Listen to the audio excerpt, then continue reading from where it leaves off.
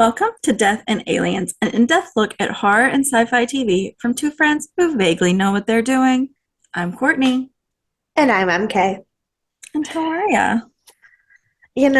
I have definitely been better. I'm a little bit stuffy and gross.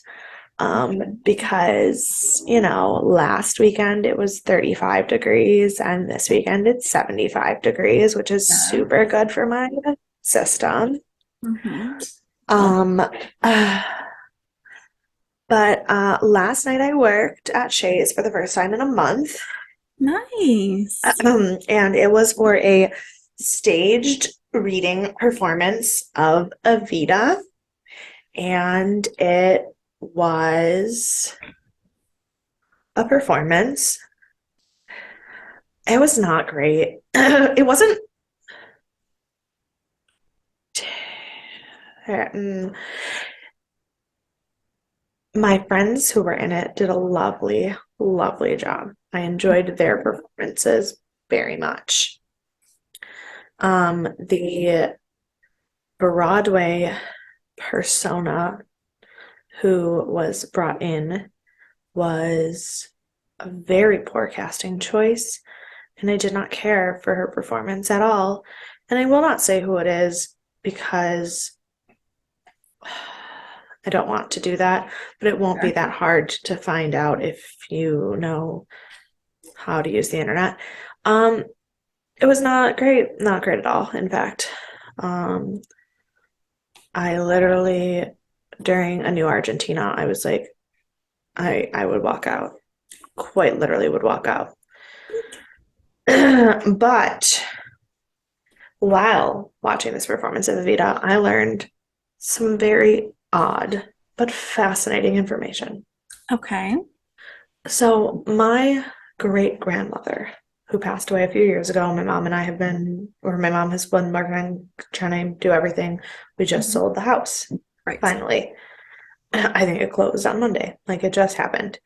The woman who bought the house is very good friends with my friend Karen, whose uh, other really close friend is a parent at my school. So there's kids at my school who call me Aunt Miss Lodick. It's the cutest thing because I'm friends with Karen, so I must be their aunt. That's how that works. Right. Right.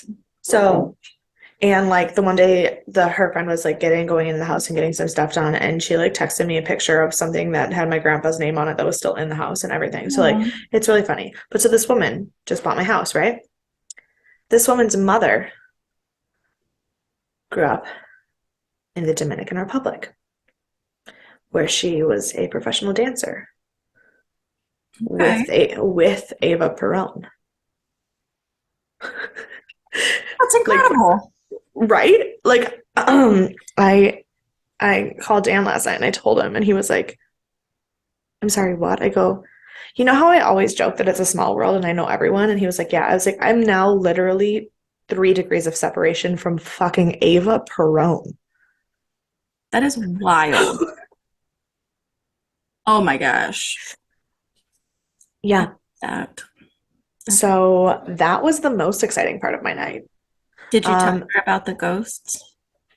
Should I tell who about the ghosts? Whoever's buying your house, the connection that's buying your house.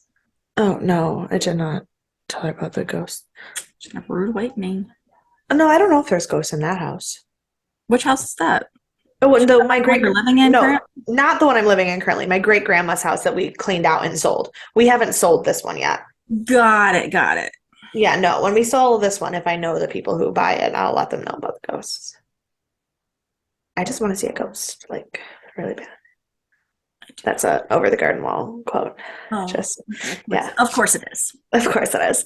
Um, the thing that happened last night that was not good is that I found out that the Halloween party that I'm so excited to dress up as Amy Pond for was postponed to a day that I work at Shays. And so I am currently trying to convince my friend to take my shift. Um, but if I do that, it means I won't, if I can convince her, it means I won't get to see Tina at Shays. Which is a really great show. I'm sure it is. And I don't think she's actually going to go for it. So, like, maybe I'll still see it. But, like, at this point, I would rather go to a Halloween party than see Tina. And I know that that makes me an insane person because, like, I have the rest of my life to go to Halloween parties with this But also, family. like, Tina's But gonna it's be like touring for a bit too. Tina, Like, you'll be Tina, able to. Tina's going to be touring for a bit, and it's a great show, but it's not a show that I'm like super passionate excited about. And like, this is my first Halloween with Dan and his family, and this is like their big thing. Like, this Halloween party is like a big deal, and I really, really don't want to miss it. I understand. I understand. Dan freaked out when they told him it was postponed. He was so upset because he was like, Mary Kate works that night. And his mom was like, your aunt is sick. And he was like, sorry. He was like, sorry, I know that that's important. Like, I get it. But also, and Right. I was like, why couldn't they move it to Saturday instead of Friday? He was like, because David works on Saturdays, his brother. Ugh, I David. was like, what? Ugh, David. How dare you? how dare you work selling cheese at Wegmans? Yeah, He works in the cheese department, like the fancy cheese department. Like he's love like him. a cheese genius, I love that. and he only does it on Saturdays. And so like I can't be mad. I can't. What am I gonna do? Say take your one cheese day off? Right. No, that'd be insane. It would. The You worst. tell me to bring you the best cheese. Yeah, that's true. He should make it up to me for missing the Right. party by giving me fancy cheese. Yes. Right. That's the only solution. Only solution. Yeah. So, and if I can't go to the party, maybe I'll just still make Dan wear a costume and take pictures with me. I love it. Absolutely. You should do that. Yeah. That should be the alternative. Yeah. So How are you? I'm in a bit of a pickle today. I'm Why are you fine in a pickle? Why are you in a overall. pickle? But we know I picked up this new job doing A&R in my office, Yeah. which is super fun. Love it. Can't wait. A lot of work, but I love it. So it's fine. So one of the girls that I pitched to the company plays the long room on Saturday nights. And she's incredibly talented, but her writing lacks a lot of like diversity in it. Like all of her songs kind of sound similar. So it totally makes sense that they don't want to sign her. So I pitched her, so I had to reject her. And tonight at work is the first time I'm going to see her again since then. And she was so Oh, nice about it. And she's like such a nice person. And like we still talked about trying to like get together and like work on some different stuff together. So like, but it's just, it's one of those things like where you feel and bad. it's awkward, and it's awkward, and you feel bad because like you really wanted to do something nice for them, and it didn't work out, and now you feel like a jerk. And like, I feel like I'm making it more awkward than it needs to be. Like, I really don't think she's going to be that intense about it. Yeah. And it just like, I feel bad. Um, but on a very positive note, I watched White Lotus this week, Did you? which is a show I've never seen, but we have music in it in the new season. So, in the first episode, the one that's already out. So I was like, I've got to watch it if it's like got our stuff in it, and I love it. It's so good. It's like, but it's so like all the episodes are like over an hour long. They're so long, but it's really good. Mhm. It's on HBO Max. If anybody's interested, it's kind of like a, so it's meant to be like a satire slash kind of mystery slash kind of drama, I guess. It's like a weird, Okay. it doesn't really fit into a genre well. That's fair. But I loved it. It was really well done. The first season had Connie Britton in it. Love her. I love Connie Britton. Love Connie Britton. And then both seasons have Jennifer Coolidge in them, who also is incredible. Hmm. So yeah, I'm fine. I'm just Just in a living. weird emotional state today. It happens. It happens. I don't want Like to. I get it because I'm also in a weird state. Right. You know what I bet wouldn't keep us in a weird state? What do you have for me? Okay. So Courtney has no idea what's about to happen. Well, she No. knows. So I bought something, and I bought one for me, and I bought one for Courtney, and I bought one for my friends Rachel and Kat at work. And I think sometimes you just need this in your life. And it is a little bag, and it says, "My little bag of sweary affirmations." Oh, I love And it. it is a bag of everyday affirmations that you can just look at, but it is some no bullshit way of looking at it. So I'm Ugh, just going to reach into the bag and pull one out and it says positive vibes only, fuck negativity. Yes. Yes, I love it. I love it. Yeah. So We are now I'm gonna have to keep track of which ones I use. right. We are thriving in positivity now. Fuck negativity. Absolutely. Yeah. Um, but in the only way of fashion that Thriller Thursday works, here I am to bring you down. I was like, fuck negativity, except for like this entire episode. Except this entire episode. It's fine. Um, Right. this episode is Bates Motel, season 4, episode 2, called Good Night, Mother. Oh dear Jesus. I didn't know the name. I didn't know the name of the episode. And after, no, I have so many feelings. I have a lot of feelings as well, which we'll get to. Don't you worry. Um, it aired March 14th, 2016. It was rated 9 out of 10 because of course it was. Of course it was. Ah, the number one song and number one movie are still the same. Number one song is Work, number one movie is Utopia. Fine. Those are fair. They needed another week. The number one book is The Gangster by Clive Cussler and Justin Scott, which I've not heard of. I'm sure it's lovely. Yeah. Sure it's lovely. Now, on this day, for those of you who are not the largest dorks in the world, it's Pi Day. 3.14. It is Yes. Pi Day indeed. It is also White Day in Japan, which I just learned about. It is similar to Valentine's Day, where men give women gifts, and that's lovely. Yes. It there is Today is the day. Some random facts for you, so just like stay tuned. Today is Fantastic. the day that the NFL admitted that CTEs were connected to playing football. The chronic trauma encephalopathy. Of course. Of It was course. 2016 before we admitted that CTEs are connected to football. Great. I actually remember when that happened too. It was wild. It is 3 people's birthdays. Like the day of their birth or just their birthday? Their birthday. They were born in Okay. different years. Okay. So Michael Caine and Quincy Jones were born on this day in 1933. They share an exact birthday. Huh? And from 1879, they share a birthday with Albert Einstein. Oh yeah. I knew that Albert Einstein's birthday was that day. I didn't, but now I'll never forget because it makes sense. Yeah. It just makes sense that his birthday and Pi Day are the same day. Yeah. Mhm. That day I was just working at Disney, living my best life. I was in law school falling apart because I was doing Con Law 2 and it was stressful.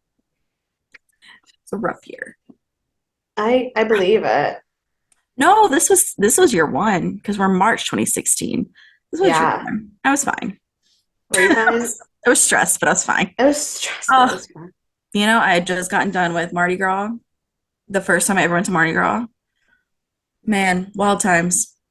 Oh, I had a day off this day, and Montana, Nancy, Paulina, and I went to Magic Kingdom and took a bunch of pictures in front of the castle. Oh, love that. That's special. Yeah. Yeah. I was not having as much fun, I can guarantee you. I don't have an exact thing that happened that day, but it was not as much fun as that. So we changed directors in case it wasn't obvious from how this episode was directed. Right. The whole time. So I do these notes after I watch it, and the whole time I was like, this is not Tucker Not Gates. Tucker Gates. I No. was like 100% not know who this is, but it's not Tucker Yeah. Gates. Yeah. It is indeed Tim Southam, who has directed one other episode so far called Persuasion. It's the episode where we met Marcus Young. We learn Annika's missing, and Norma is called to the morgue to identify a body. And okay, I can see how that. it's the episode where Emma has to carry drugs to Dylan. when she has their drugs in their car. Oh, yes, yes, yes, yes. Which I loved the shots in that episode, which there were a couple times here that I specifically was like, that shot was good. So that makes sense Yes, because, I've I have more comments than normal about the way things were directed and shot, and I yeah. um Like, listen, don't get me wrong, I love Tucker Gates, but there's something about like the way that this guy does visuals that I particularly a fan of. right. Tucker Gates is consistent. He's good. He's bringing us through all the episodes, but Tim Southam, Yeah, good, man, good, good. man. So Yeah, we've talked about him before, so I'm not going to talk about him again. yeah. Writers we've also talked about before is Tori Spear, who is she wrote on Plunge, The Escape Artist, Check Out, and Shadows of Adele. So she's written on a few other episodes, but she just hasn't in a while. So she's kind of like new to the group that consistently It's brings every week. right. And our guest star today is also a guest from the very first episode that we did not discuss then. So I'm going to discuss him now. David Cubitt. He plays Norman's dad. I don't know. My brain is not here today, so I just like keep shutting off. But he plays Norman's father, who is Yeah, I hated that. I hated that. Hated that. Yep. Fun fact: he shares a birthday with Jamie, Caitlin's husband. Oh, happy birthday, Jamie. He was born in '65, so obviously not the same year. Obviously not, or else we'd have questions about We would have a Caitlin few and questions. Jamie. And how he was born in '65, when that's probably when his mom was born. Yeah, So, yeah. a few questions. He is known for Medium, Ali, Ray Donovan, and Virgin River. Okay. Also, things you may have seen him in recently. He was in an episode of The New Nancy Drew on HBO Max, Okay. or the CW. I think it's actually the CW. I heard the CW sold. I don't know. It's a whole thing right now with networks. Yeah. And Oh, he also has been on an episode of The Good Doctor. that reminds me, I was supposed to make an announcement on Sunday's episode. Yes. It's fine. We're not too far into the month, so it's okay. Go ahead. Yeah. Please make your announcement before we get I will make my announcement now, and then I will make it again on the next Sci-Fi Sunday for those people who do only listen to the Stargate episodes. But for those of you who listen to all of our podcasts, both horror and sci-fi, Stargate SG-1 is coming off of Netflix on November 30th will be the last day it is on Netflix. It is streaming on Amazon Prime, not on like Freevee, like actual just Amazon Prime. So if you have an Amazon Prime account, you can still watch it. MGM was bought by Amazon, so some of the things that are MGM that we're streaming now are Amazon exclusive. Unfortunately, if you are outside of the United States of America, it is not on Amazon Prime. There have been people complaining on this. There have been people complaining on the Stargate Reddit that it's still not on Amazon in some other countries. But if you are in America, it is. I actually don't know what Netflix it's on outside of America, but if you are in America, it is leaving Netflix on November 30th, but it is already streaming on Amazon Prime, so there won't be like a gap in streaming. It's nice. Yeah, I went on to watch it, and it was like last day to watch, November 30th, and I was like, oh my God. So I immediately started Didn't even tell Googling. me. It didn't tell you? No, I was like, I started, because I was watching it on my computer. I was too. I always watched it on my computer. Oh, no, I Yes. watched it on my phone. I'm kidding. I watched it on my phone. So I was like, ooh, hold on, and I Googled it, Yeah. and then I looked, and I clicked on it, because sometimes it'll be like streaming on this, and then you click on it, and it's like link not available. So Right. I clicked on it, and I actually went to my Amazon Prime account and Prime Video and made sure that it was all 10 seasons were there, and they are. So Yeah. MK texts me, and I'm like, streaming services hate us because first they moved Bates, now they're moving Stargate. Like, ugh. But at least with Oh. Stargate, we don't have to buy another one. With Bates, we had to order Peacock. That's true. Well, I was already paying for Peacock. I just didn't realize it. So, Yeah. like, I had it already. I just didn't. Yeah. I just wasn't aware. So at least I'm using what I'm paying for, I guess. I guess, yeah. But yeah. All right. And So, yes. I think more people have Amazon than Peacock, probably. So Probably. I feel like, because the thing is, Prime Video is included if you have a Prime account, Right. blank period. And I feel like everybody has Prime for shipping, so you might as well just use the video part of it too. yeah, or like know someone who has Prime for shipping at least. Yeah. You know. Yeah. So, it's time now to get into Bates Motel season 4, episode 2. Good Night, Mother. Oh, dear Jesus. We start out with an excellent shot is our very first scene in this episode Yeah. of just darkness with one window lit in Norma's outline. If that is not a throwback to the movie. Right. And like there were so many more horror scenes in this episode than there Yeah. normally are. Because I understand it's like thriller kind of. I don't think it's in the horror genre at all, but I think it's just in the thriller genre. Yeah. At least I wouldn't put it like full in a horror film. Like, but this episode can go into a horror genre for sure. Um, we learn that Norma is just on the phone and she's like, "This is happening. He's blacking out. We got to get this taken care of." Then we learn she's leaving a message for the doctor. And then, as she calls him back, we learn she's leaving several messages for the doctor, just Okay. bombarding I him, literally was like, ma'am, it is a little late for this level of desperation. Like, right? And also, like, he told you to call his office, and you're calling in the middle of the night. Like, you've had so many daytime hours since you I'm took s- the plan. I'm also very confused as to what time of day it is because it was dark, It's but dark. then the next moment was Norman saying good morning, and I was like, what the fuck time is it? I think it must have been like 3 or 4 a.m. and like Like, giving us a few minutes because it was also like daylight when we wake Norman up. So yeah. I think it was a few hours of her bombarding this man by phone. Um, but yeah, so then she wakes Norman up and we learn he can't remember anything except being locked up in a room, which is like totally tracks, but not great. But Not but great. then he's fucking gaslighting her for locking him up. Yeah. Okay, I get that it's Norman Bates and that he's a psycho. Mhm. And like and the more the show goes on, the more we're supposed to see that. But this episode had me shaking. I was so angry. I've never hated Norman the way I hated him this episode. 100% agree. 100%. Like every time he opened his mouth, I was physically angry. Yeah. And this And was another like lighting thing they did was when it was on Norman, it was always a darker scene. well, and I think part of it for me is like the trauma of having dated an abusive, like a narcissistic abuser who like gaslit me into feeling crazy all the time. But like the way he was talking to her when he's like, "No, you're the one who's crazy," when clearly he is, like that is a Right. fucking level of dark that like I was. It was so well done because I was so angry. I was so angry. I was so like I felt icky. I felt like Yeah, creeped out. Like it was yeah. excellent. I'm I have never been sucker as for con. Kate. I have ne- I no, I have never been as concerned for Norma as I have Oh my was in this gosh. episode. The entire episode I was on edge. I was like, Well, because like every episode so far, I've gone back and forth. Like I'll be like, this episode, I think Norm is the crazy one. This episode, I think Norman's the crazy one. And I'm like, I never know who I trust. This episode, I was like, get the fuck out of there. Run for your life. but I also never thought like even when I went back and forth on the craziness, I never thought like one of them's in danger.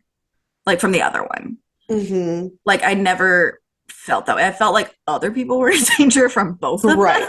Right. but I never felt like they were in danger to each other Yeah. till now. Um, and with that, Norman is getting ready and he breaks into a vision that he has of Norma killing Audrey. However, we can tell it's just his mental Right. Right. Right. because she's still wearing the blue robe that Yes. he was wearing when he killed Audrey. Yeah. And it's just such a wild visual. Like, It was freaky the way that they did the lights in that, and then the image of Norma just sitting on the freezer. yeah, Like I was like, holy shit.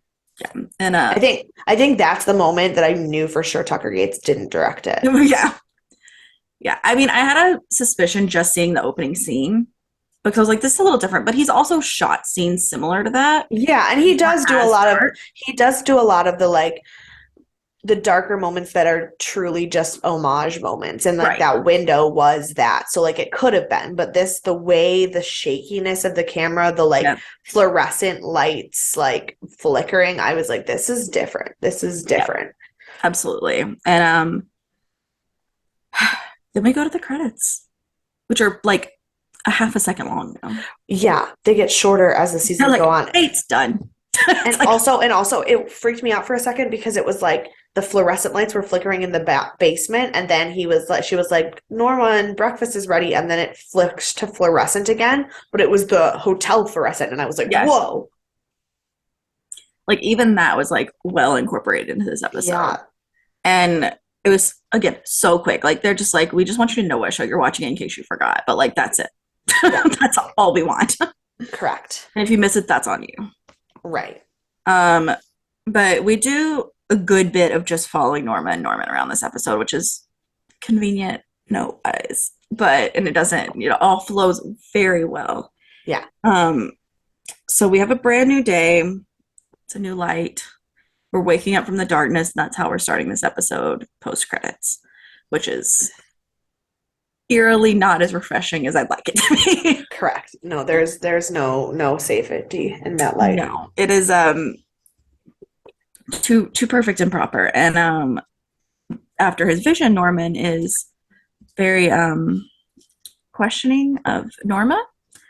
And he's like, where were you? What is this? And she's like, I went and got groceries. And he's like, where are the grocery bags? She's like, dude, what is happening right now? And like she literally goes, eat your breakfast or I'm throwing it out. Yeah. And like, to be fair, she doesn't know that anything happened yet. Because as we saw through the vision, Norman went through all the steps of like hiding this body and whatnot. But that's the thing. Oh, I gotta say, there's so much confusion in this episode. Because like obviously, but like Norma has covered things up for him before, and but here's the thing, in this moment, I don't think that she does know. Like right. I don't know if she knows or not, because like she was so desperate on the phone at the beginning, and she's so skittish and weird about him having broken out of the room when she locked him in, that I'm thinking maybe she does know. Because it's not until later when he's like confronting her that we see the genuine like confusion. So I'm like, right. My note for the scene was, unfortunately, he's too smart for you to lie to. Like right. He's crazy and he's going to go in the wrong direction anyway. But your lies and the way you lie to other people doesn't work on him. You can't lie to him because that just adds to his fuel. Yep. Because now it's just reinforcing that he's not crazy to him. Right. He's lying all the time. Yeah, so we have a brief reprieve, I guess, with Emma. And it was a little anxiety inducing, but not as much as it should have been. Well, here's the thing. That scene didn't cause me anxiety because I feel like I understand medicine a little bit more than Dylan apparently. Yeah. Because I literally was like, Dylan, sir, you're going to need to calm yourself down because it is not magic. When someone gets a lung transplant, there are things that have to happen first, and figuring out how to use fucking lungs is one of them. Yeah, I thought that was a choice in that scene because it was like he like full out panics at first, and I was like, this feels so like unnatural. Yeah, like the hospital scenes with Emma and Dylan felt off this episode. They did. They felt really off. I didn't like them. Right. But I also think that by the end we realized that's because something's off with Dylan. Like how I took it. I think so. I think it's also because this is the first episode that Tim Southam has like filmed, I guess, really with Emma and Dylan being Emma and Dylan. And because whenever she took out the drugs or whatever over there, I think she interacted more with Gunnar that episode. It wasn't a Dylan and Emma episode. And so we've been seeing these hospital scenes filmed just one way. It's just been Tucker Gates. And now filming a whole different scene that he hasn't like worked with before in a whole different like environment. Yeah, but I also think that like truthfully, I think that Dylan and Emma scenes felt out of place, not necessarily with the way that they interacted, but more because everything in this episode was so high stakes, and they just weren't. And it was like we needed enough of them to not forget about them because their story is obviously important in the overall scheme of the story. But to be fair, this episode would have been better if they were just not in it at all, because the flow would have been better. But then we also would have had that awkward moment of like next episode having been like, oh shit, what happened to Dylan and Emma? Like, you know what I mean? Right. I definitely agree. And that's what I feel like when he was like, it felt like he was overreacting. I felt like Tim Southern was trying to make it feel high stakes through the whole thing. And it's like, it's not quite the same. And like, it's not quite the same. And the thing is, there were later scenes with Dylan and Emma that felt high stakes in a different way. Right. So I just wish that this had been a little better. This one little scene. less over dramatic than it was. It could have been really subtle and had a better effect. I think making it a subtle scene would have had a better effect. And I think, to be fair, this is probably the only scene in the episode that I really felt was wrong. I agree. Yeah. So I just thought it was a dumb scene at the end of it. I was like, this is a dumb scene, but it's fine. Yes. Yeah. But yeah, that's really the only one I have a lot of complaints about. Yeah, same. And then we go back to Norma, and Norman, another lighting scene where Norma's in the light, cleaning, like getting prepared, getting things set up, and Norman comes out of the shadows to talk to her, but then tries to make it like a normal scene where he's like, let's have a movie night. What do you want to watch? And I was like, Norman, this is not normal. You are coming out of the dark shadows because you are like demented. And I wrote Norman's pissing me off so much this episode. Like, I was so angry. I was like, I don't know. I have never been this angry about his existence. Freddie Highmore did too good of a job. He did so well. So well. Which is a lot of what the critics and stuff said about this episode too. They were like, I didn't know it could get to this point, like on Bates. And because it did get so intense and it just keeps building. Yeah. And their characters like keep transforming, and it's like you can, it's like there's no end in how talented these like actors can be, and like how much they can evolve. Oh, I know, it's amazing. Especially I would say the big five, like the five who've been there from the beginning. They all had, Emma less so than the other four in this episode, but they all had like hugely dramatic emotional moments. Yeah. And like that's fair. I mean, Emma's in a spot where it's hard for her to have a lot of reactions. She's on the edge of life and whatnot. But I mean, especially Alex, Norma, and Norman, like the three of them. Oh yeah. And I think Dylan's was subtle, but I think in the long run it's bigger emotionally than we realize. And so I can't wait to talk about that. Yeah, I'm also ready for that. But alas, there's more episode before we get there. Yes. So now Norman and his untrustingness of Norma, she goes down to clean a motel room, which presumably is Audrey's. Yeah, she said a woman checked out this morning and nobody was staying at the hotel, so it must have been Audrey. Yeah. And Norman's like, oh yeah, because you killed her. Doesn't say that, but that's the look on his face. He's like, yeah, that's what happened. So then he's like, when she goes down to clean the hotel, he immediately goes down to the basement, check the freezer, and I was like, oh god, she's still gonna be there. She's not. That's cool. That means where did she go?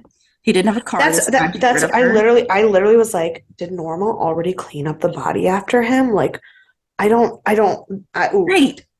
Oh, that's why I was so confused as to what she knew and what she didn't in this episode. Like, I am absolutely baffled. Yeah, I went back and forth so much on that too because of it. Like, it's like, how did this happen? But also, he's blacked out for an entire day, so like, you can do a lot of damage in a day. And he cleaned up after his murder of Bradley in the day, but like, it's very strange. So then Norma comes back and can't find Norman, who is just creepily standing in the basement. Like, I'm telling, horror imagery this entire episode. It's insane. And I put that, like, Freddie Highmore just looks terrifying in the scene. Mm-hmm. And he starts accusing her, and he's like, you've been telling me I'm crazy, but you're killing everyone. And she's like, hold up. She's like, hey, Norman, why are all of your dead animals stinking up my basement, like out of the freezer? He goes, I Right. don't know. Maybe somebody moved them to put something bigger in, like a human, like the woman you killed last night. And Norma's like, what the fuck are you talking about? Right. Like, and Her face. that's when I was like, oh, she literally doesn't even know he killed somebody else. Like, genuinely has no idea what is happening in this moment. Yeah. Fantastic. Whew. Right. So then she starts losing it basically. But he's telling her, he's like, I think you need to let me handle things from now on. And she's like, nope, don't think that's a good idea. And I was like, yep, nope, Norman, you're just killing a lot of people now. Like that's how you're handling everything. It's just by killing people. So that's cool. And Norma is terrified. And at this Yeah. moment, Alex stops by and she's just like, hey, how's it going? Everything's fine. And he's like, you might want to get that pit filled in so people don't just like die. And that's like when she realized she's like, oh my God, what if the body's in the pit? Like, of Yeah. course. Yeah. So But what did he say? He said something.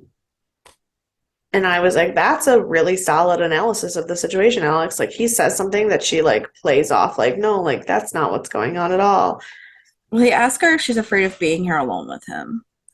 Before And it was before that because then my next note just says, no, you absolutely should be scared. But I don't right. remember how he described it, but he describes it in a way that I go, yeah, no, that's Yeah, he's like, I'm so sorry. He's telling her, he's like, I'm sorry for not marrying you. I'm sorry that you can't, like, this is such a big deal and everything, and I can't do anything about it, whatever, blah, blah, blah.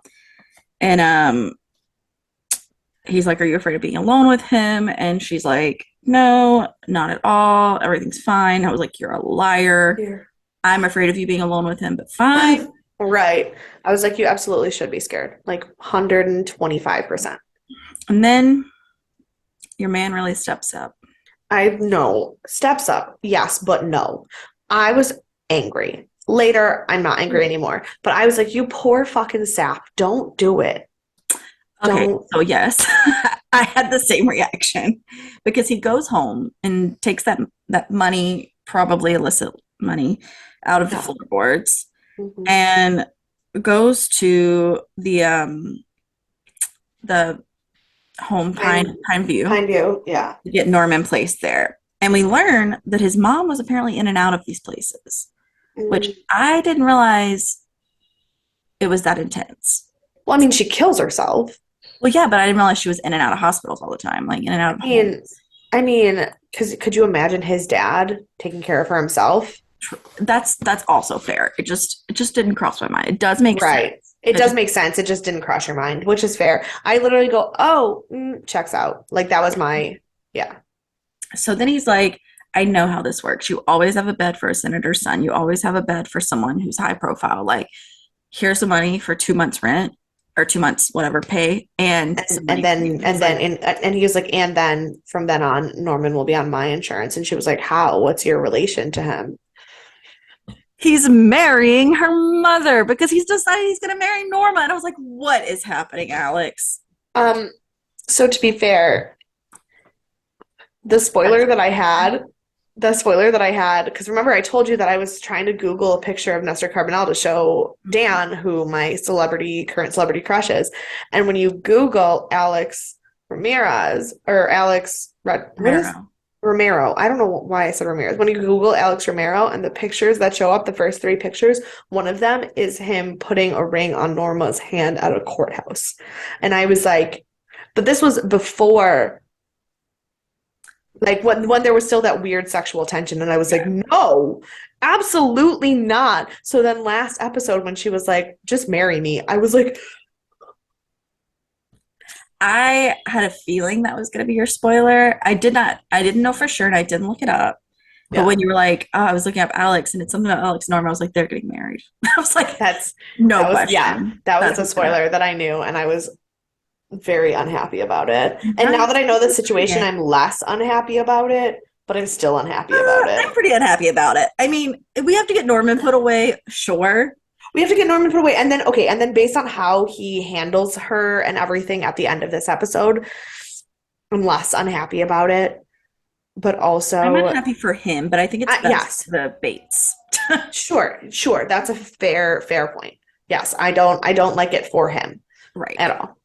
So we're left with that at Pineview, and we go back to the Bates home, and we have another creepy shot of the house. Like Hmm. these images, Hmm. like Hmm. snapshots saved in time.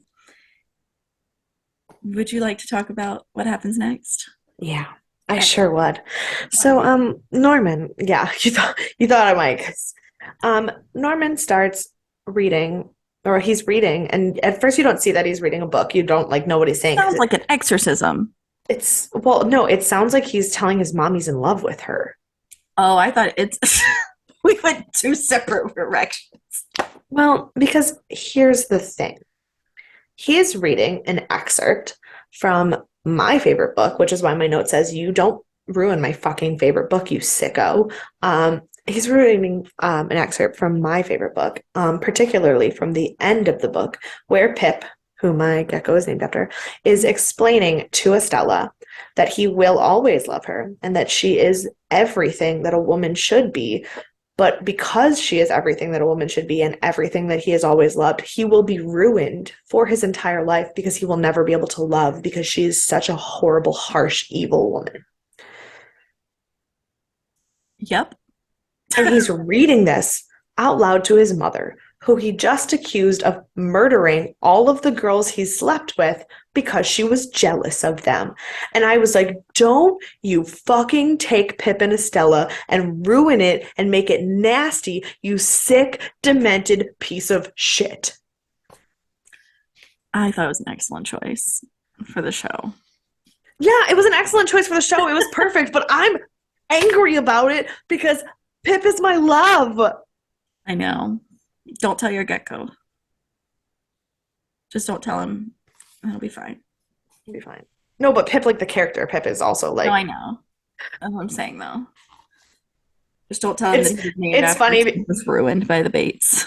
It's funny because I just literally as soon as the first word came, like the first three words, I was like, no, don't you dare. And I was like, because I mean I basically memorized that book. But then when it got to the point when he actually said Estella, I was like, So I I'm haven't read fine. the book. So I had to look up what book it was. And as soon as I saw what book it was, I was like, yeah, yeah, MK is going to talk about this. Yep. Yeah. I Just was his feelings. within three words, I was like, no, no, no, no, no, sir. But also, excellent job to the writers. Oh, phenomenal. Kudos. Like, aside from my personal hangups, But but like that also, almost makes okay, it better for people who like yeah, are so yeah, into Great Expectations. It makes them right. that much more Because also. also, sorry, I have chills with what I'm about to just say right now. So you've never read Great Expectations. So do you know the story? Okay. So Pip, little orphan boy, because that's what Charles Dickens writes about. Of He course. goes to work in this house for this rich old lady, and he falls in love with her niece. Mm. And then it's like the story is their whole life. All of this time, he goes back and forth, and she's beautiful, and she flirts with him, and she loves him, but she's also rich and horrible and mean. And he is a poor orphan boy, and she ruins his life, and he can't ever love because he loved her. But the rich aunt, whose Pause. house? What? Is this like what Sweeney Todd was based off of? It, The main storyline? I don't know. It sound, sounds. I mean, to be fair, like most Victorian literature is poor orphan boy who loves a rich girl who's never going to I love guess him back. that's Like, true. but That's true. But Dickens inspired a lot more than like that's we have Oliver because of him. Like well, he yes. But I mean, Oliver is quite literally actually Oliver Twist, just as a musical. right. Well, that's what I'm saying. Like Yeah, that's we have the whole yeah, Oliver storyline and like how that has like transited into pop yeah, culture and whatnot because of him. So like I would think he's more influential on pop culture yeah. than some other writers of the Oh, era. for sure. I mean, and Great Expectations. Great Expectations has so much more of an influence than people even realize a lot of times because people haven't read the book, but it like is everything. It's my favorite book I've ever, ever, ever, ever, ever. But I'll read anyway, it one day. It's on my list. the old the old lady in the book, who is Estella's aunt, her name is Miss Haversham. And Miss Haversham is a very important character in literature because Miss Haversham is the epitome of the jilted bride. Like Mm, she is like an 80-year-old woman, but there's a room in her house that is still to this day set up for her wedding because she was left at the altar. The cake is still there, completely covered in like mold and rats. Her dress is still there. Like it's fucking disgusting, but it's like preserved. I love And it. the idea of Norman using that book to describe his feelings for his mother, and then what happens in fucking Psycho with her preserved in that nightgown in the basement is like I quite literally have chills on every inch of my body right now. That is such an excellent parallel. I'm telling you, like, I've heard, I talked about this last week. I know, I'm doing it again.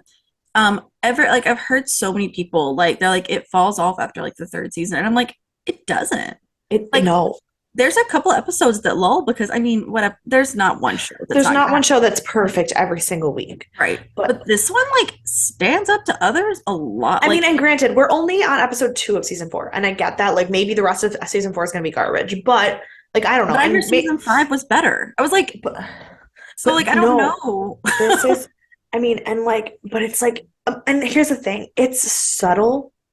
It It's is. subtle, and like, sure, this episode's darker, but like those things, like if you are not me and fucking insane, the perfect subtleness of why that book was chosen doesn't read.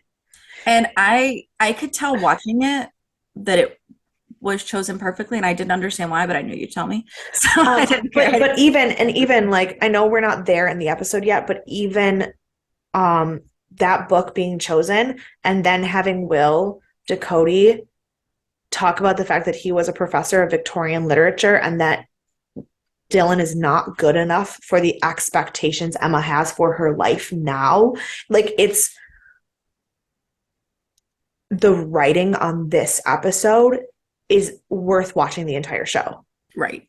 It was so well But done. it's Like, but it's like if you don't know Charles Dickens, if you don't know those yeah, parallels or have someone who can explain them to you, it's a good episode, but the intricacies, the way that it's written for writers yeah. is why general public probably didn't like it as much. All right. And the thing is, like, this episode, it had everything. While it maybe wasn't 10 out of 10 because that's a real hard line, the writing, the lighting, the direction, it was so well crafted. This is Mhm. probably, I would say this in my is opinion, the best episode we've had. I was gonna say this is, if not the best episode, definitely top three in terms of the flow, in terms of the Mhm. twists, in terms of the characters. Like it's perfect.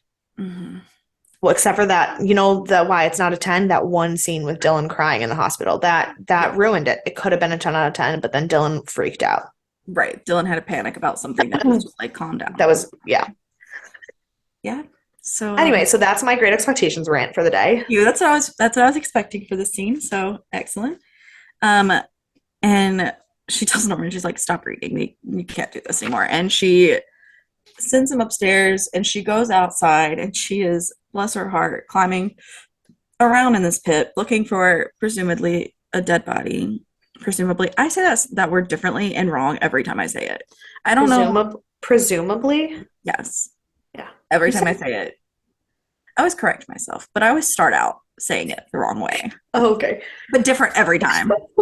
And so she's another good lighting scene. She is in this dark, damp hole, digging for, like, walking around looking for a body, and she finds something that's so dark you're like expecting the worst. But as she rises up with what she finds, the sunlight comes out over the top, and it shows that it's just a worker's glove. And it's like, the peace that you get from knowing there's not a dead body there. And it's like, it's so Yeah. perfect, so excellent. And then she hears people drive up, so she rushes out of the hole. I expected it to be Alex. It So was did not, I. unfortunately. It was people who have never seen her act a fool. It was these new people trying to check in. And so she's like, I'm going to go check in these guests. And Norman's just standing outside creepily. And he's like, I know you're hiding a dead body. Like, she, it's wild. And so he's like, Wild. I'm going to check them in. She's like, no, no, no, I got it. He's like, you look insane. You can, which is fair. She does look insane in this moment. And I also think she should clean up before she talks to like people that are I this. I get it. I get it. But Norman's not the best alternative. Like, no, here's the thing. It's not even about the fact that Norman is not the best alternative, which is absolutely fair. mhm. He's not. But this scene explains exactly how Norman got to be who he is without explaining anything. Because 100. her inability to be a parent and tell him no is how he has this much freedom. Like, and as a teacher who works with a bunch of kids whose moms want to be their best friend, there's nothing more that I cannot stand in parent-child dynamics than watching a parent have no ability to be a parent. I was like, put your foot down. Do not let him talk to you like that. Yep. That's not how you parent. Like, no wonder he thinks he has control over you. Because he does, because you've let him. And this is exactly where we see that power dynamic flip. Mm-hmm. This is where Norman no longer is going to listen to Norma. And she has the little grasp of control she had is gone. It's just insanely, it's disappeared. Which is scary. And so then Norman is checking in these guests, and he is the pleasant host. Like, what is the word I'm looking for? What is his job? Hospitality? Yeah, but they have, I think it's a word. Manager? I guess the manager, somebody who checks you in. And he plays the Anthony Perkins role so well. So well in this episode. Exactly how we saw Anthony Perkins in the scene where Marion Crane comes in. Not Marion Crane. Marion Crane is the act of the character. Yes. And comes into the hotel, and he's this nice, polite, very chill, very relaxed guy who is like what you want in a hospitality worker. And they say that. They're like, you're great. Like, we're so glad to have you. And he's like, yeah, great. I'm great. We're great. Everything's fine. Everything's great. Everything's normal here. And but then we go back to Norma, who is getting a call from Alex. And he tells her that he got Norman into Pineview, but with some caveats, obviously, and that he's gonna marry her. And I was like, well, that's a way to do it, I guess. Yeah. But Alex is convinced he's dangerous because he is. Well, and here's the thing. He's 18, so he will have to sign the papers himself. You can't make him go in involuntarily unless he's dangerous. And he's basically like giving her a leading question. And she's like, no, he's not dangerous. And I literally was like, okay, I get it. I get the ruse. I get that fact that you've been lying to yourself for so long. But Alex is quite literally willing to marry you and pay for your son to get help because he cares so much about you. Stop lying to him. Right. Like, after everything that he has done for you, after everything that he has seen you do, after all of the murder and all of the crazy, don't lie to him. Like, stop lying to him, because he always knows that you are lying too. Right. Like, he knows that Norman killed his dad. He knows that Norman was hanging out with the prostitutes before Bob killed them. He killed Bob and the other sketchy guy for you, the other sketchy guy who worked with Keith, with Zach and Keith. He covered up Zach and Keith's murders. He helped Dylan take down the cartel and cover up Blair's dad's murder and Zane's murder. At this point, why are you still lying to him? Right. That is 8 dead bodies that he has helped you He is clear up. literally only on your side. He's not Yeah. even on his own side. He's Correct. only on your side. Correct. That is 8 dead bodies. And the other 2, the 10 dead bodies that we have so far, the other 2, the girls, he just doesn't know about them. Right. But Well, no, I mean he knows about Blair, but he believed Norman's polygraph test that he didn't kill Blair. Yeah. Which is not Doesn't true. know about Bradley or Audrey yet. Yeah.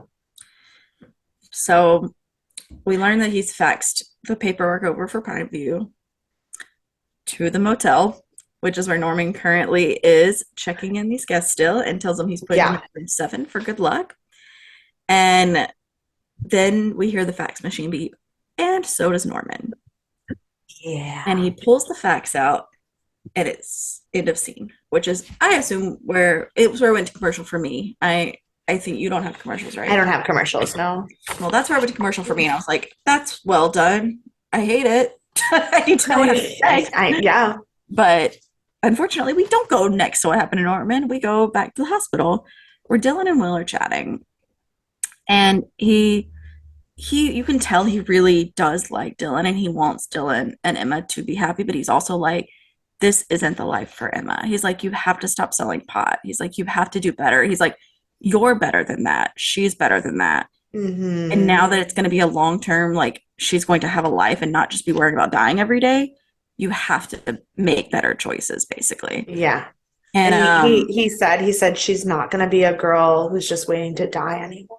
She has a future. Like such a good line. And also, but he also says it right after saying that he was a professor of Victorian literature, right. and he specifically brings up Tennyson and Dickens, and that I was like, all the connections. Yeah. And so Dylan goes to talk with Emma, and he's saying the sweetest things to her. He's like, it's like you're being unleashed on the world now. Like, you're finally able to live up to your full potential. And I was like, oh, she is. She is being unleashed on the world, because she's like a firecracker. She's just gonna like take the world by storm now. And they're so sweet. And then he says that he's leaving to go make sure Gunnar didn't burn down the farm. And she's like, but you're coming back. And he says, do you want me to come back? And she said, of course I do. And he kisses her on the cheek, but he doesn't say anything.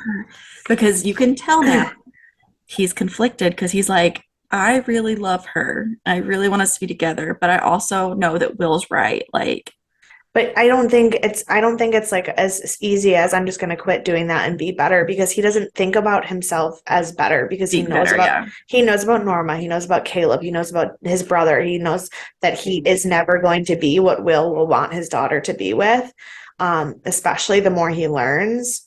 And I think that the last thing he would ever do is lie to Emma, so he just doesn't answer her, because he's never going to come back. That's how it's always been. He's never lied to Emma, but he's always just not answered her when he was like, this isn't what you want to hear, and this isn't what you should hear. So, and that's why I'm sure he's not going to come back. Not for her. Not? I'm sure. Part of it's because I know the end of the book. The way that Great Expectations is written, and the way that the parallel of how Will talked about the two of them, he's not going to come back. Like, that was goodbye. I think he'll come back to the hospital, but I don't know that this is the end of Emma and Dylan. I know you think so, but I don't think he's let go yet. I don't think he's let go. I don't think emotionally he's let go, but I think that he cares enough about her that he will think that being involved is not going to help. And I think that if they're ever like in the same place again, it's going to be because Norman kills her. Like, I think that that's where we're at. Like, I think that this Emma Dylan story might not be over in terms of them both caring, but he's not coming back. Yeah, I think that's fair. I'm very interested to see how this turns out, because it's not over, but it's not possible either. Yeah, like, no, for sure. No, that's why I don't necessarily think that storyline is over, but I think that the idea of him coming back for her, he will not. Like, I do agree with that. We go back to Norman. And he's hearing his father talk now, and this is the first time we've seen him see someone who wasn't his mother um telling him stories. And it's because he started to believe the worst in her, and so now he's seeing his father tell him that Norma's crazy Yeah. and that he didn't do any of these things she's saying, that she did them, he killed her, she killed him, and she's just blaming it all on Norman. Which is interesting. So and then we go back to Norma, who runs down to the office to look for the facts. And we know that she's too late. And I think she knows she's too late, but Yeah. she's just reaching out to any branch she can get. And Mhm. so she comes back, and Norman's telling her she has to stay inside. And he says, I'm not leaving. And she's like, well, she's like, fine, we're gonna make some pot pie, we're gonna do this. And she's like, just go upstairs or whatever, go rest. And he's like, I'm not leaving you alone, mother. And he tells her, I'm afraid of you and I love you. And I was like, this is how Norma's felt about him from the beginning. And now it shows how much the dynamic is flipped. It's Just, so much. And it's like, I don't know how much longer this duo can run now that it's flipped, which is putting me a little on edge. While I do know how Psycho happens, right. it's still like watching the show still makes me like like it's still Yeah. It's funny because like I know because this is a prequel to Psycho, that the one thing that will never happen is Norman dying. But the number of times that I'm like, just kill him. Just take, like, the number of times that I'm so sure she's gonna snap and stab him, I'm like, oh wait, that can't happen, but I still am there 100%. Yes. Ugh. And then they have this super tense dinner, and he's telling her that she killed everyone and is blaming him. And she starts, of course, getting scared and nervous. And so she runs upstairs to get away from him. And it turns out he's taken her gun away too. So not only is he losing his mind and blaming everything on her, he now is in control of a gun. I literally was like, Norma, get out of. When she ran upstairs, I was so angry at her. I understood that she was running for the gun. I did. But I also was like, run out of the house. That's what I said. Literally anywhere. Anywhere that is not still in the house with the psychopath. Right. And that's not how that goes. So she tries to like seduce him to take the gun away. That was very uncomfortable, but I think she's also uncomfortable in that scene. So yeah, that's good. At least she's finally got some boundaries in her head. But little late for that. So she's trying to seduce him to get the gun, and he figures it out. And so she runs away again and locks herself in a room and calls Alex, which, like, dude, you are late to the game. But here's the thing. In that moment, it was basically like I'm going to die and I just need you to know how much I care about you thing. And I was so sure she was going to tell him she loved him. I also thought that. I think that her intentions are wrong. I think that her motivation is wrong, and I don't think she's mentally stable, which at this point I don't necessarily think is her fault. Between childhood trauma and Norman, like, I don't blame her for being unstable. I don't think she's capable of love, truly, but I think if there's any relationship she's ever had that is, despite having selfish motivations, might actually have any chance of having genuine feelings, right, I think it's Alex. Like, I think Alex is the only person she's ever been like, even when I want to be mad at you, I don't know how to be mad at you. Like, it's the closest thing to a legitimate, like, bond that she's ever had. Yeah. And it's the closest thing to a healthy relationship she has, even though it's like super unhealthy. How fucked up is your life when the closest thing that you have to a healthy relationship is the person that you have trauma bonded with over your countless murders together? Yep. That is rough. Like, I will always think Norma was a lot, and I will also always feel bad for her. Yes. No, at this point, like, I went back and forth, and you remember in the beginning, I was like, no, she's the fucking crazy one. But at this point, She is, and I feel bad. Oh, no, I 100% blame her for Norman getting as bad as he did. There was so many options she could have taken so much younger in life if she hadn't been traumatized. But because she was traumatized, I feel so deeply for the pain that she has never learned how to handle, and it's put her in this position. Absolutely. And that is why mental health education is so fucking important. Yep. Yep. Very important. It is necessary. Yeah, so of course we come back to a creepy house with creepy music. I did look up the song and then I forgot to write it down, so I forgot the name of the song. So sorry about it. Is this when they had that scene, that shot of the house, like from under, like the weird angle of just the house? Oh, that was fucking brilliant. It was really well done. And then she's walking through the house at this point, trying to like, I don't know, escape or whatever, it seems. And It wasn't, because it wasn't creepy music. It was like creepy because it wasn't creepy. right, it was like It was like of the movie. It was the movie, the Fred Astaire movie that right. Norman had playing on his laptop. And so we walk by and we see that the computer is on, and I was like, that's cool. He's just left a movie on. And then she grabs these very long and terrifying looking scissors. And And I was like, oh, you're just gonna kill him. Okay. right. I was like, That's very the option. Norman of her to grab a sharp object to stab with.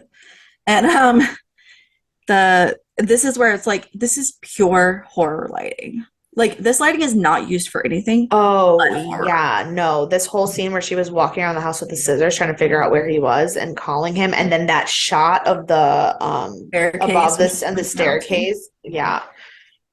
And she gets down to the bottom and he turns the light on because of course we have to have a creepy conversation in the basement. The creepy and him in silhouette in the dark, and just the I ooh, Yep.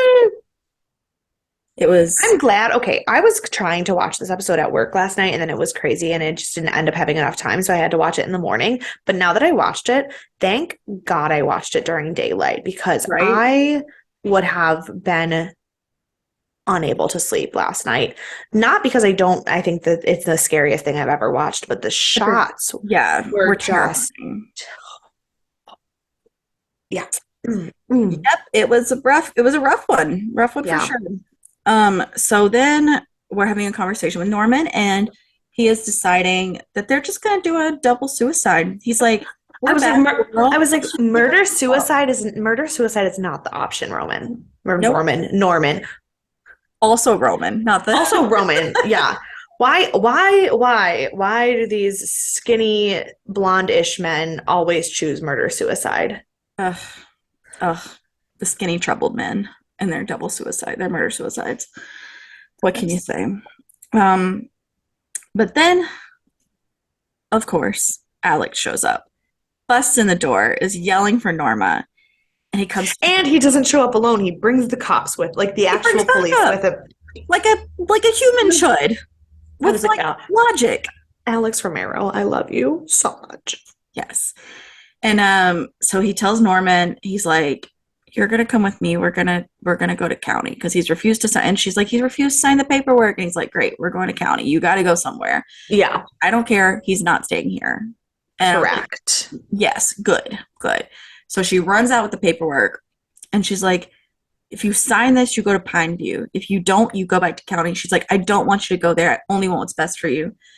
And like with zero emotion, he just signs the paperwork and gets in the car. And he's on his way to Pineview. That's the end of the episode.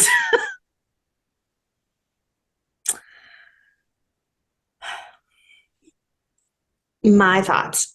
I think he signed the paper because he will have an easier time manipulating the people at Pineview than at county.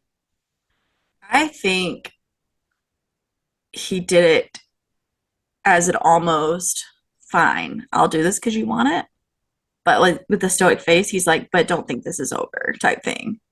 Like that was the vibe I got, was that like, I'm gonna sign this, but it's not over, and you know that, and I know that.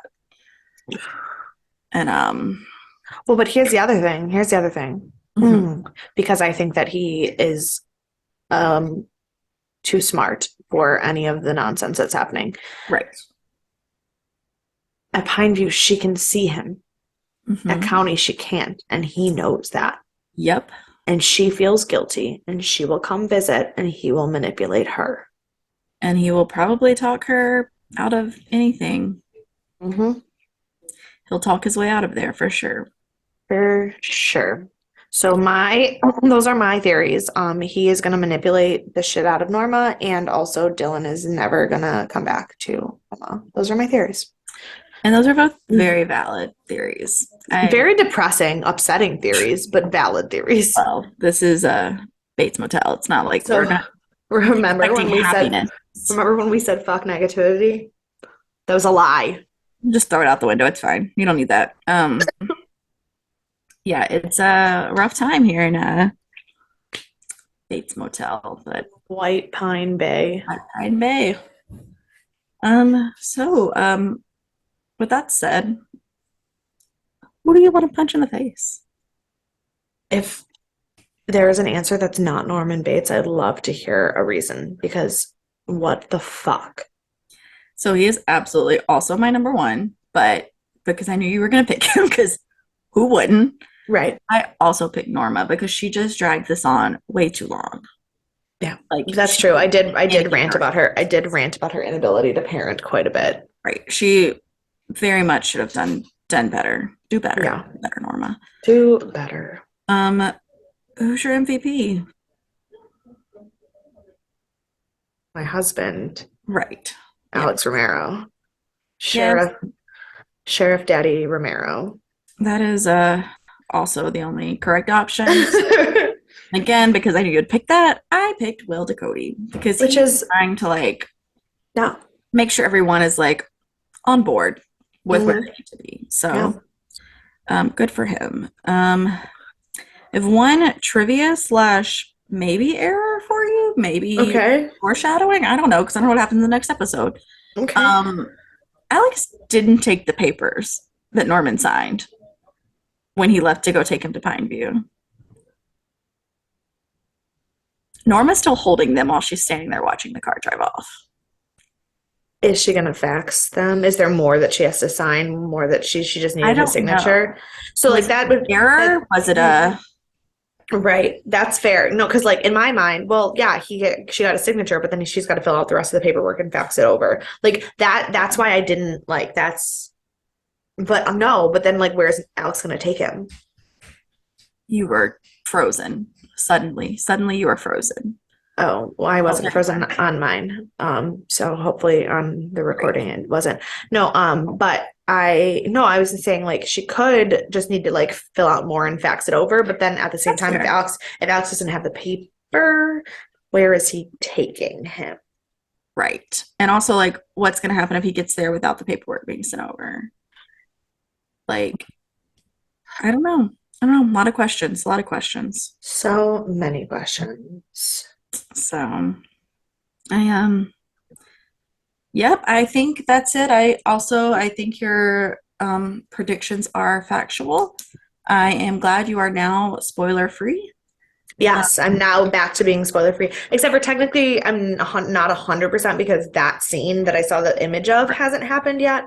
But at this point, I know it's going. It's become very clear that Alex and Norma will be married. Right. Unfortunately, I will never be spoiler free because I know what happens in the last episode. But that's fine. That's fine. I mean, to be fair, I'll never be spoiler free on Stargate. That's true. Yeah, I don't know. I'm shook. This episode has been, yes, a journey for sure. And I am thankful we are recording in 2 days so I can see what happens next very quickly. Yeah. Also, just apologies to everyone because I think that these have been 2 of the longest episodes we filmed. Oh my gosh, I think so. But they were both really good and we said important things. Mostly in Stargate were important things. This was just a lot of concern. Important concern, but concern. Yeah. Right. So if you have any predictions, if you are marrying anyone on the show, I would be married to Dylan MK will be married to Alex Romero if you like anyone else. Or if you're like marrying anyone for insurance and you want to tell me how that works. Ooh, yeah. Tell us if we can do a little. We don't want to talk about insurance fraud. No, we do not want to talk about insurance fraud, but like we also kind of want to know about insurance fraud, but like vaguely and without names. Right. Yeah. Like if you've heard stories, I bet they're interesting. So you can tell us by emailing us deathandaliens@gmail.com. All of the social media is Death and Aliens. You can find me at CECloud13. And you can find me absolutely everywhere at EMKAY_superstar. And we will see you the day after my birthday for Sci-Fi Sunday. Woo-hoo. See ya. See ya.